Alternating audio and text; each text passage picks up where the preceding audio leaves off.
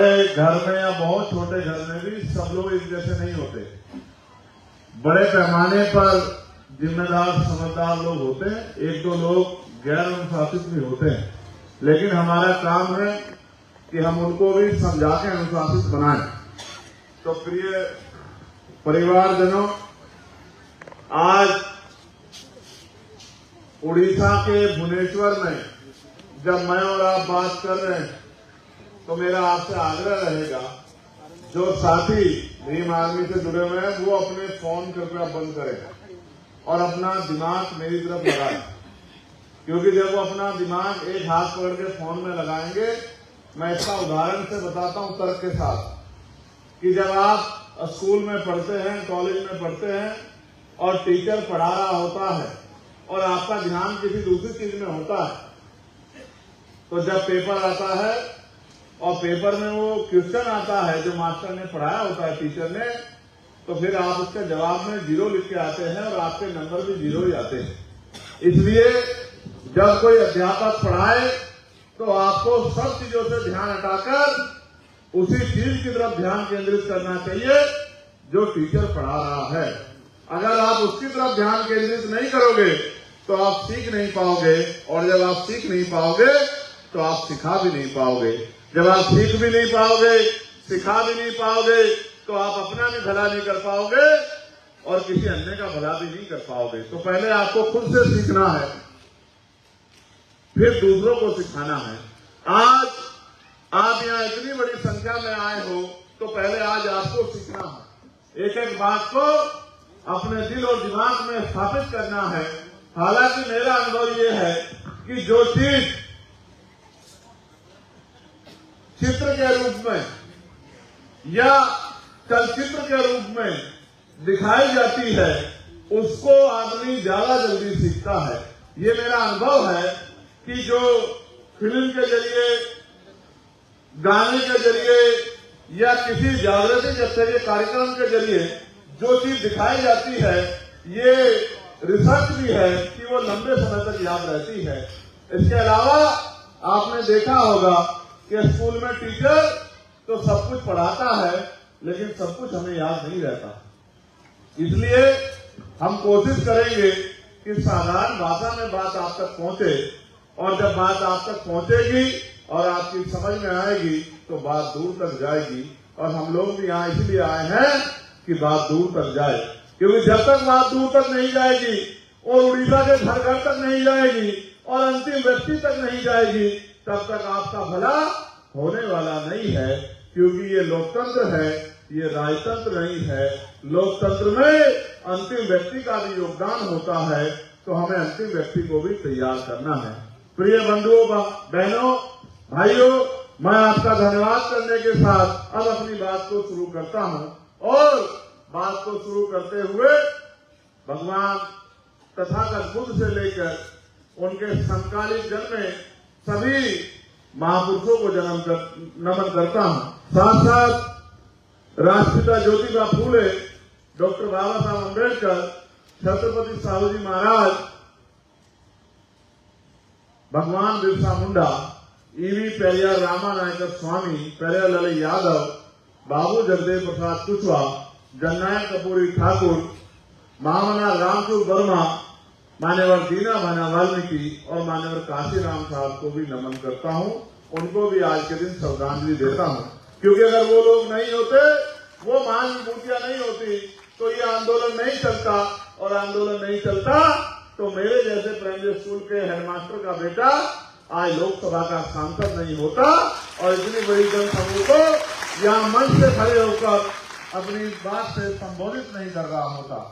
तो मैं अपनी बात को यहां से शुरू करता हूं, जब बाबा साहब अम्बेडकर ने कहा है कि जो समाज अपना इतिहास नहीं जानता वो कभी अपने भविष्य का निर्माण नहीं कर सकता है। पहले हमें इतिहास को जानना चाहिए।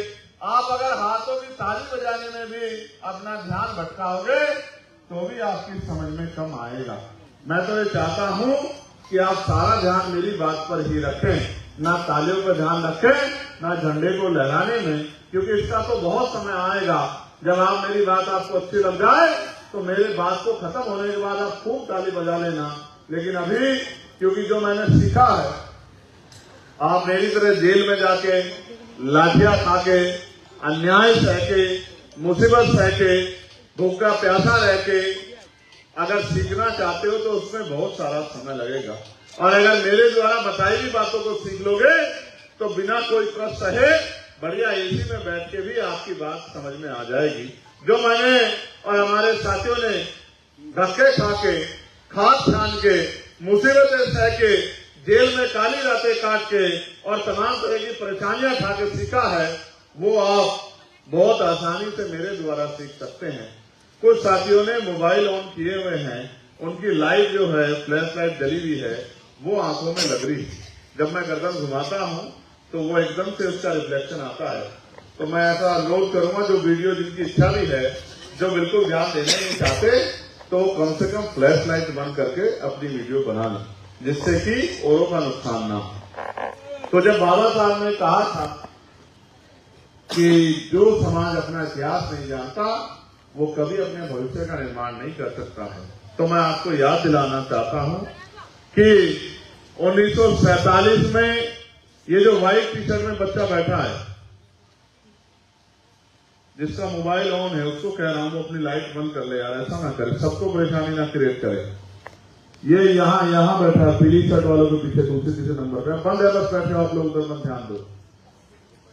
यही जिनकी तरफ इशारा किया गया, यही छोटे बच्चे हैं व्हाइट टी शर्ट में जो बैठे हैं, वो phone bar bar light on कर रहे हैं। हाँ बिल्कुल, आपके हाथ के नीचे जो बैठे हैं, यही मेरी नजर बड़ी तेज है, मैं वकील हूं, सब लोगों का ध्यान रखता हूं। अब तो मैं बाद में ही नाम दूंगा। अच्छा ठीक। तो मैं आपको इसलिए याद दिला रहा हूं कि देश में राजतंत्र हुआ करता था। कभी इसमें कोई बाहरी शासक आता था और अपनी सेना के दम पे या अपनी पॉलिसी के दम पे इस देश में राजकाज करता था। इस देश में समय समय पे विदेशी आक्रांता आए, कभी आर्यन आए हैं, कभी हुन आए हैं, कभी शक आए हैं, कभी यवन आए हैं, मुगल भी आए हैं, अंग्रेज भी आए हैं। बहुत सारे शासक इस धरती पर, जिसको आज हम लोग भारत के नाम से जानते हैं, कभी जम्बू द्वीप हुआ करता था, और भी जो है कई बहुत सारे नाम इस देश के रहे हैं, इस भूमि के रहे हैं, जिसको हम भारत कहते हैं। और कॉन्स्टिट्यूशन में आर्टिकल 1 में लिखा इंडिया दैट इज भारत, यानी कि ये हिंदी में भारत है और इंग्लिश में इसको इंडिया हम लोग कहते हैं। इसलिए मैं बार बार टोकता हूं कि जो लोग इसको हिंदुस्तान कहते हैं, मैं उनको समझाता हूं कि आप कॉन्स्टिट्यूशन के खिलाफ हो, कॉन्स्टिट्यूशन के खिलाफ जाके बात करते हो। तो जो कॉन्स्टिट्यूशन के खिलाफ जाके बात करता है, फिर वो कॉन्स्टिट्यूशन का सहारा नहीं ले सकता है। कॉन्स्टिट्यूशन ने तो सबको अधिकार दिए हैं। प्रिय साथियों, तो मैं बात आपसे कर रहा था कि इस देश में राजतंत्र था, और राजतंत्र में राजा जो कहता है वही बात अंतिम व्यक्ति को माननी पड़ती है। राजा अगर दिन को रात कहता है तो प्रजा को दिन को रात माननी पड़ती है, और राजा अगर रात को दिन कहता है तो प्रजा को रात को दिन मानना पड़ता है, क्योंकि राजा ही सर्वोपरि होता है। और लंबे समय तक राजशाही चली।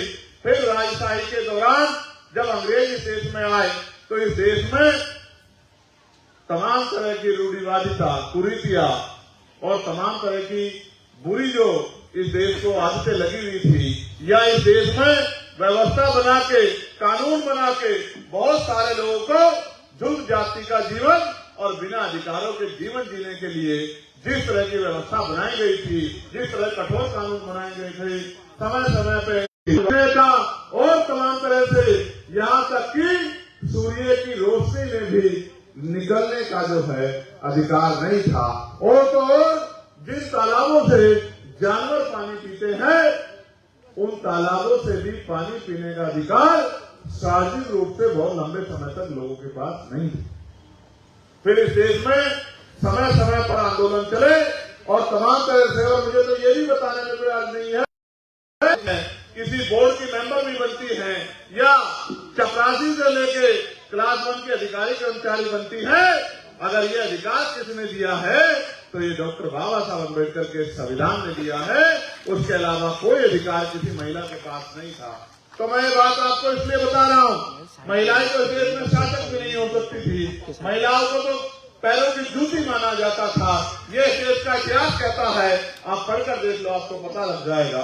तो मैं आपसे बात इसलिए जिक्र कर रहा हूँ कि राजतंत्र के बीच में जब अंग्रेजों का यहाँ आना हुआ और अंग्रेजों ने अपने हिसाब से देश को चलाना शुरू किया, तो अंग्रेजों के बीच में कुछ न्यायप्रिय लोगों ने देश में जो कुरीतियां थी उनके खिलाफ आंदोलन चलाया। ये आंदोलन पुनः राष्ट्रपिता ज्योतिबा फुले के नेतृत्व में शुरू हुआ। फिर इनको इस आंदोलन को साहूजी महाराज ने आगे बढ़ाया। फिर इस आंदोलन को बाबा साहब अम्बेडकर ने आगे बढ़ाया। और आंदोलन क्या था कि इस देश में सबको समता, समानता, बंधुत्व, भाईचारे का अधिकार मिलना चाहिए।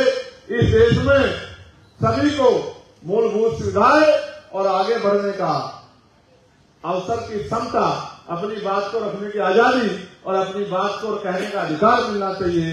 और सबसे पहले अगर वंचित वर्गों के लिए किसी ने स्कूल खोलने का काम किया तो वो राष्ट्रपिता ज्योतिबा फुले और उनकी पत्नी मां सावित्रीबाई फुले थी, जिन्होंने 18 स्कूल खोल के महिलाओं को और उनमें भी वंचित वर्ग की महिलाओं को पढ़ने का अधिकार दिलाया और फिर पुरुषों को भी पढ़ने का अधिकार दिलाया। ये बात मैं आपको इसलिए बता रहा हूँ कि परिवर्तन एक दिन में नहीं होता।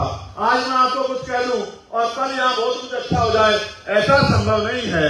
जितने लोगों को मैं कह रहा हूँ, इनमें से 10-20% लोग मेरी बात को मानकर और यहाँ काम करेंगे, 3-4 साल मेहनत करेंगे, तब जाके आशा की किरण कोई दिखाई देगी, तब जाके कोई परिवर्तन होगा। तो मैं आपको बात को आगे बढ़ाता हूँ कि राष्ट्रपिता ज्योतिबा फुले के बाद साहूजी महाराज ने यहाँ 1902 में आरक्षण की व्यवस्था लागू की, जब उन्होंने 50% आरक्षण पिछड़े वर्ग के लोगों को देने का काम किया। फिर इस देश में बाबा साहब अम्बेडकर के जैसे क्रांतिकारी जो है सूर्य का उदय हुआ, जिन्होंने इस देश में तमाम तरह की कुरीतियों के खिलाफ, चाहे काला राम मंदिर का आंदोलन हो कि मंदिर में जाने की आजादी मिले, या फिर महासत्याग्रह हो कि पीने के पानी की सार्वजनिक से आजादी मिले, तमाम तरह के आंदोलन करके, और आंदोलन हवा में नहीं होते, उनके लिए मूवमेंट चलानी पड़ती है।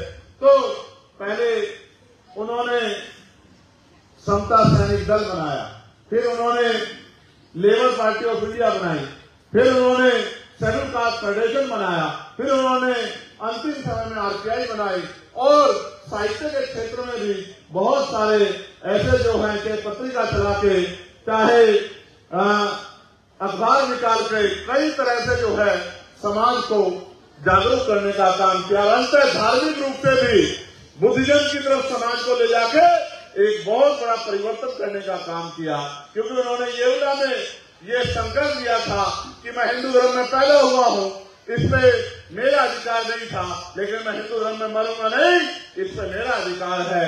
इसलिए उन्होंने 14 अक्टूबर 1956 को बौद्ध धर्म की दीक्षा ली और अपने अनुयायियों से कहा कि आपको भी इस धर्म में आना चाहिए और उस धर्म को त्यागना चाहिए जो धर्म ऊंच नीच की बात करता है, जो धर्म गैर बराबरी की बात करता है, जो धर्म असमानता की बात करता है, उस धर्म को त्यागना चाहिए। ये संदेश भी बाबा साहब अम्बेडकर ने दिया। फिर उनके जाने के बाद मानव काशीराम साहब ने आंदोलन को संभाला, लेकिन इस बीच में एक इतना बड़ा परिवर्तन हुआ, इतना बड़ा परिवर्तन कि जो हजारों साल से चली आ रही व्यवस्था थी, उसको बाबा साहब अम्बेडकर ने 2 साल 11 महीने 18 दिन के संघर्ष से संविधान के रूप में, ये छोटे छोटे संविधान की कॉपियां यहाँ हमारे भाइयों ने रखी है, इस संविधान के रूप में उन्होंने तमाम अधिकार, चाहे महिला हो, पुलिस हो, ऊंची जाति का हो या तथा के लिए नीची जाति का हो, या अगड़े हो, पिछड़े हो, शेड्यूल कास्ट हो, शेड्यूल ट्राइब हो, सबको मान सम्मान की जिंदगी और आगे बढ़ने के अवसर दिलाने का काम किया। ये परिवर्तन तब हुआ जब इस देश में लोकशाही आई, और लोकशाही में जब वोट का अधिकार मिला, तब जाके बहुत बड़ा बदलाव हुआ। जब ये तमाम तरह के परिवर्तन चल रहे थे, तो हमारे लोगों के सामने बहुत सारे सवाल थे कि जिनको बिल्कुल अधिकार नहीं थे, वो इस देश में लोकतंत्र के जरिए या संविधान के जरिए उनके जीवन में क्या बदलाव होंगे। बाबा साहब ने समय समय पर स्पष्ट किया कि संविधान के जरिए आप भी, मैं तो स्कूल के बाहर बैठ के पढ़ा हूं, लेकिन आप कुर्सी पे लोगों पढ़ने वाले बच्चों के बराबर में बैठ के पढ़ सकते हैं और अच्छी शिक्षा दीक्षा लेके क्लास 1 से लेके और क्लास 4 तक के एम्प्लॉय बन सकते हैं। और लोकतंत्र के जरिए आप गांव के सरपंच से लेके और देश की सर्वोच्च कुर्सी से जा सकते हैं। आज आप देखिए, ये लोकतंत्र की महिमा है कि देश की राष्ट्रपति वो आदिवासी समाज से आती है और उनमें भी महिला है और यहाँ पर मजबूरी में सही, लेकिन आदिवासी समाज का मुख्यमंत्री भाजपा के लोगों को बनाना पड़ा है। वो भाजपा के लोग जिनके ऊपर आरोप था कि ये ऊंची जातियों की पार्टी है, ये ब्राह्मण बनियों की पार्टी है, उनको भी अति पिछड़ों को और कहीं पे तो आदिवासी भाइयों को भी और इससे पहले मुस्लिम भाइयों को भी राष्ट्रपति बनाना पड़ा। ये लोकतंत्र की देन है। जिनसे प्यार भी नहीं है, जिनके अधिकार लूटने हैं, उनको भी कुर्सी देनी पड़ती है। ये लोकतंत्र की देन है, क्योंकि आज आपके हाथ में एक ऐसी शक्ति है जिसको हम वोट कहते हैं। इसके जरिए आप चाहो तो किसी को कुर्सी में बिठा दो और चाहे किसी से कुर्सी से उठा के पटक दो, ये आपके हाथ में है। लेकिन मेरे लोगों, आपने सब कुछ सीखा। आपने संविधान के आने के बाद फावला चलाना सीखा, जो तो आप पहले से चलाते थे। आपने मजदूरी करना सीखा, आपने हाथ का रोजगार सीखा, आपने पसीना बहाना सीखा, सब कुछ सीखा, लेकिन वो नहीं सीखा जो बाबा साहब अम्बेडकर आपको सिखाना चाहते थे। बाबा साहब अम्बेडकर ने लोकतंत्र की व्यवस्था क्यों की? इस देश में तो राजतंत्र भी रहा है, तो लोकतंत्र के पीछे उनका उद्देश्य क्या था? वो किसको कुर्सी बिठाना चाहते थे? वो इनको कुर्सी में बिठाना चाहते थे जिनको हमेशा पीछे खड़ा किया गया, जिनको स्कूलों में नहीं घुसने दिया गया, जिनको अस्पतालों में नहीं घुसने दिया गया, जिनको सार्वजनिक स्थलों में नहीं घुसने दिया गया, जिनको मंदिरों में नहीं घुसने दिया गया। इस लोकतंत्र के जरिए वो उनको कुर्सी में बिठाना चाहते थे। और ये लोकतंत्र और संविधान की शक्ति है कि आज इतना बड़ा नेतृत्व जो है उड़ीसा का एक मंच पर बैठा है और उसको सुनने वाला इतना बड़ा समाज यहाँ बैठा है, ये भारतीय संविधान की देन है। तो मैं भारतीय संविधान को जिंदाबाद करता हूँ कि अगर ना होता भारतीय संविधान तो ना मुझे मिलते अधिकार और ना आपको मिलते ये अवसर। मेरे प्यारे भाइयों, मैं आपसे कह रहा था, आपने सब कुछ सीखा, लेकिन लोकतंत्र में अपनी शक्ति बनाना नहीं सीखा। अगर आप लोकतंत्र में शक्ति बनाना सीख लेते, और दुश्मन बड़ा चालाक है, अध्यक्ष इस बात को कह रहे थे, मैं उस बात को आगे बढ़ाता हूँ। जब बाबा साहब ने वोट का अधिकार दिलाया तो यहाँ जो लोग राजकाज करते थे उनके मन में चिंता हुई। उन्होंने पहले तो सवाल खड़े किए कि वोट का अधिकार इनको मिलना नहीं चाहिए, लेकिन जब बाबा साहब के आगे हार गए तो उनके सामने चैलेंज आ गया कि इनको रोकना कैसे है। तो उन्होंने कहा कि वोट तो इनके पास है, लेकिन नोट हमारे पास है, हम इनकी वोट को नोट से खरीद लेंगे। और मुझे दुख के साथ कहना पड़ रहा है कि उड़ीसा में आज भी वोट नोटों से खरीदा जा रहा है, क्योंकि हमारे लोग नोट की कीमत समझते हैं, वोट की कीमत नहीं समझते। जिस दिन ये वोट की कीमत समझेंगे, ये नोटों वाले पीछे आपके पीछे लाइन में खड़े होंगे, ये नोटों वाले आपके बिस्तरे और आपके बैग उठा रहे होंगे। जिस दिन आप वोट की कीमत समझ जाओगे, उस दिन आपकी कुर्सियां बिठा रहे होंगे। जो लोग आज नोट पे वोट खरीदते हैं, जिस दिन आप वोट की कीमत समझ जाओगे। आप छोटे से चुनाव को ले लो, आज पैसे के आधार पर चुनाव होता है और सारी पार्टियां पैसे में पैसा खर्च करती हैं। आज ये सोचो, जो लोग लाखों रुपए प्रधानी के चुनाव में आपके यहाँ सरपंच कहते होंगे या मुखिया कहते होंगे, जो लाखों रुपए गांव के चुनाव में खर्च करते हैं, क्या वो आपकी सेवा के लिए खर्च करते हैं? जो आदमी लाखों रुपए किसी काम में इन्वेस्ट करेगा, किसी काम में डालेगा, तो वो क्या आपका भला करने के लिए डालेगा? वो तो अपना भला करने के लिए डालेगा। जो आदमी इलेक्शन में पैसा खर्च करेगा, वो चुनाव के बाद पैसे से पैसा कमाने का काम करेगा। इस देश में साधु कौन है?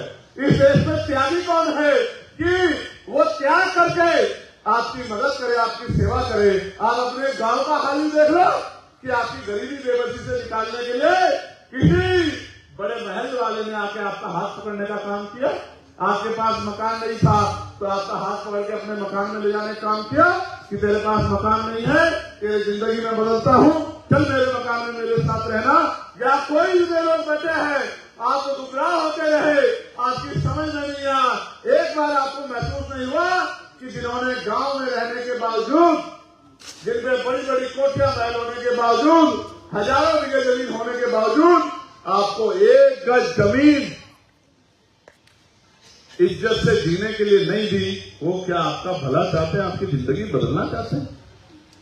कैसे भोले भाले लोग हो। मैंने तो जानवर देखे हैं, एक दो बार जहां से कांटा लग जाता है उस रास्ते को नहीं जाते। आप तो आजादी के 75 साल बाद भी, जब इस देश में लोकतंत्र है, फिर भी बार बार धोखा खाते हो। और ये कहावत है, आजमाए हुए को आजमाओगे तो वही मिलेगा जो मिलता आया है। आप चुनाव के समय वोट को नोटों के आधार पर तोलते हो और अगले 5 साल उन्हीं के आगे हाथ फैलाते हो जिनको जो नोट देके वोट ले जाते हैं।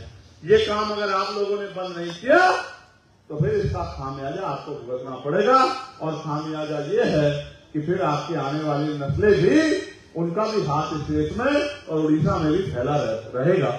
मैं जब उड़ीसा आता था, और मैं कई बार उड़ीसा आया, एक बार झारसुगुड़ा के जरिए और एक बार रायपुर के जरिए, जब गाड़ी निकलती थी तो मेरा ध्यान इस बात पे होता था कि मैं लोगों के घर देखता था, उनके हालत देखता था, उनके कपड़े देखता था और अपने मन में ये नोटिस करता था कि इनके हालात उड़ीसा में कैसी है। और मुझे कहने में कोई दुख संकोच नहीं है कि उड़ीसा में आपकी हालात बहुत अच्छी नहीं है। उड़ीसा में मेरे लोगों की हालात बहुत अच्छी नहीं है। उनके पास बड़े पैमाने पर भौतिक सुविधाएं भी नहीं है। भौतिक सुविधाएं, मौलिक सुविधाएं, यानी कि रहने के लिए अच्छा मकान, पीने के लिए साफ पानी, पहनने के लिए अच्छे कपड़े और खाने के लिए अच्छा भोजन। मुझे बड़े दुख के साथ कहना पड़ रहा है कि ये जो बुनियादी सुविधाएं हैं, ये भी सरकारों ने हमें उपलब्ध नहीं कराई और फिर भी हम इन सरकारों पे भरोसा करते रहते हैं। मैं आपके यहाँ की कई चीजें पढ़कर बताऊंगा कि आपके यहाँ किस तरह की परेशानी है। जब आप जानेंगे तो शायद आपकी आंखें खुले और आपको समझ आए। आपने मजदूरी करना सीखा, मेहनत करना सीखा, 8 घंटे पसीना बहाना सीखा, लेकिन आपने बाबा साहब अम्बेडकर के रास्ते में चल के राजनीतिक शक्ति बनाना नहीं सीखा। आपने बाबा साहब का नारा तो सीखा जय भीम का, लेकिन बाबा साहब ने कहा कि political power is the master की, इट इज द मास्टर की by which can you open and each door of your success. यानी कि राजनीतिक सत्ता वो चाबी है जिसके द्वारा आप अपनी सारी समस्याओं के ताले खोल सकते हैं, सारी समस्याओं का हल कर सकते हैं।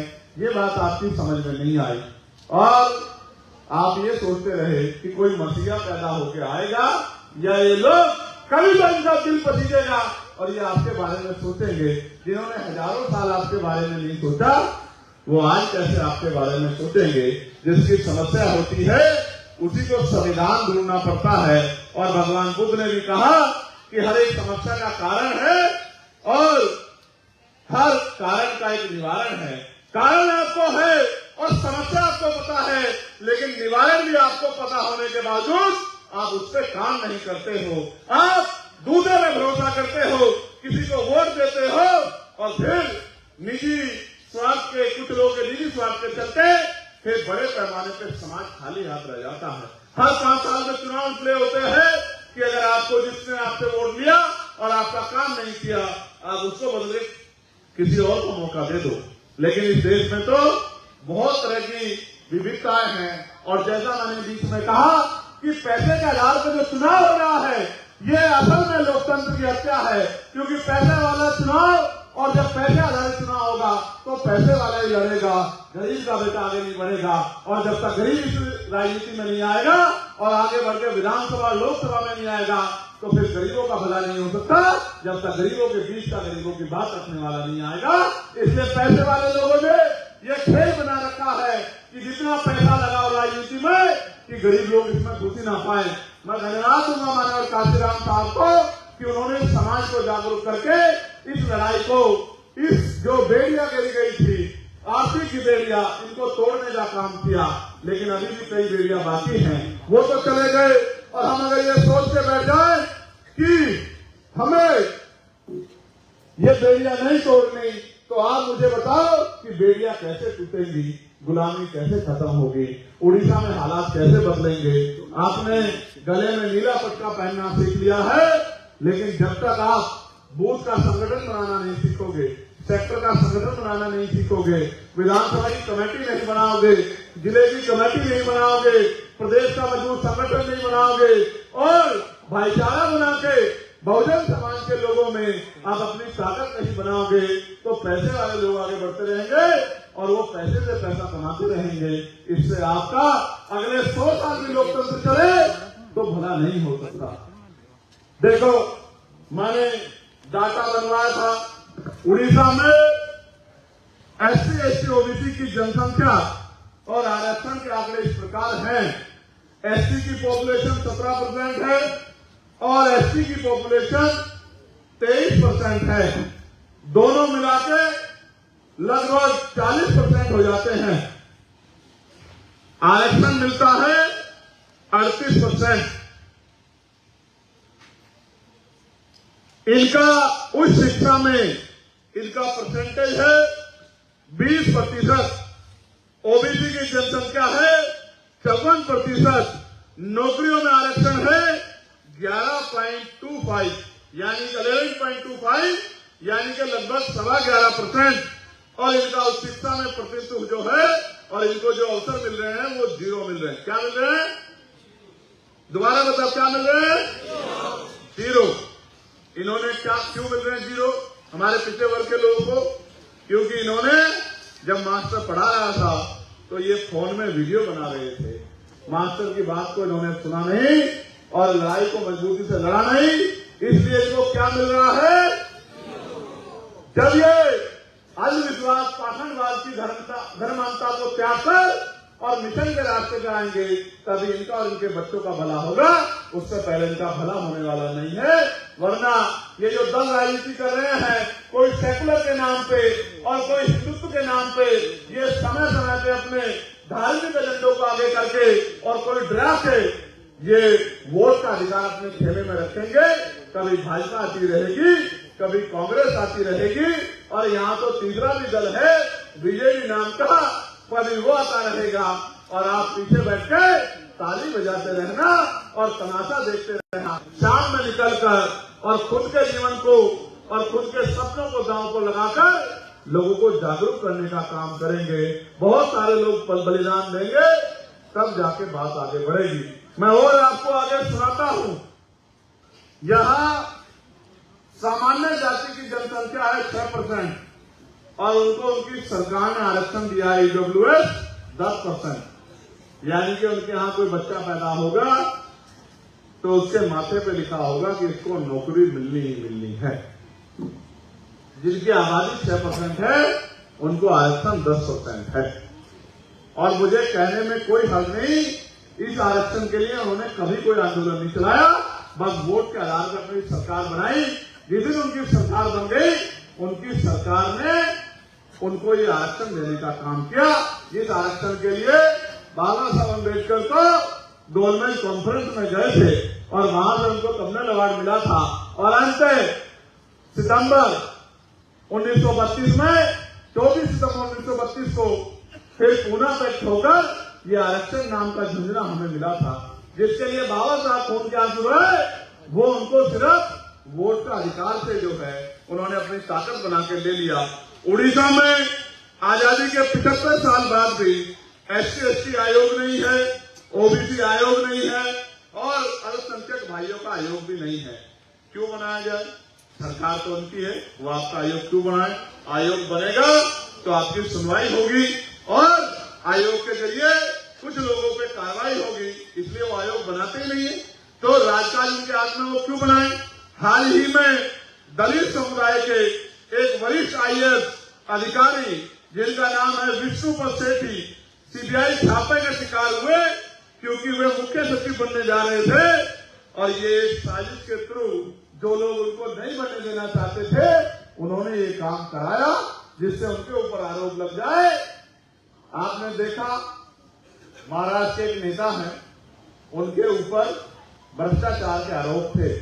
2 दिन पहले प्रधानमंत्री ने एक सभा में कहा कि भाई उस आदमी को मैं जेल भेजूंगा और अगले दिन उस आदमी ने सरकार में इनके साथ शामिल वो हो गया तो उसको डिप्टी चीफ मिनिस्टर बना दिया।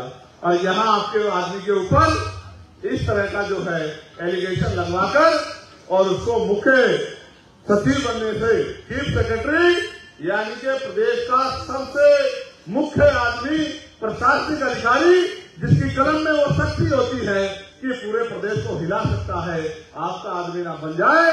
ये जो देखिए जातिवाद और ये जो भेदभाव की जो पराकाष्ठा है, इसका जो है उदाहरण जीता जागता आपको देखने को मिला। एसएससी यानी कि आश्रम स्कूल पद्धति में खराब प्रशासन की लापरवाही के कारण जो मलकानगिरी डिस्ट्रिक्ट है, वहां की एक बेटी जो 10वीं कक्षा में पढ़ रही थी, उसको वो गर्भवती हो गई। ये मेरे लिए बहुत पीड़ादायक है।